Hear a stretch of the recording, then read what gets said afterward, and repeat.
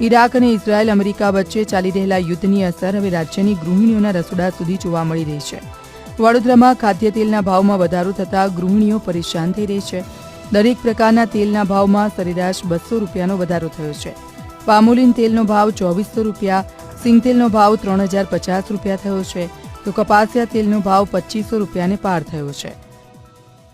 તેલના ભાવમાં સતત વધારો થઈ રહ્યો છે, એનાથી મધ્યમ વર્ગને ઘણી અસર પડશે. હા, એટલે તેલ વગર તો કશું શક્ય જ નથી. સવારથી ઉઠીએ ત્યાંથી તેલની વસ્તુઓ કે વઘાર કરવો કે શાક બનાવવું કે દાળ બનાવવું, બધામાં તેલની જરૂર તો પડે જ છે.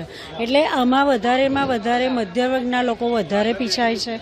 ભાવ બહુ વધી ગયા છે તેલના. અત્યારે બધું બહુ અઘરું છે. અને જે 2200 લેતા હતા એની જગ્યા પર 2550 થઈ ગયા છે, 2600 રૂપિયા. એટલે બહુ વધારો થઈ રહ્યો.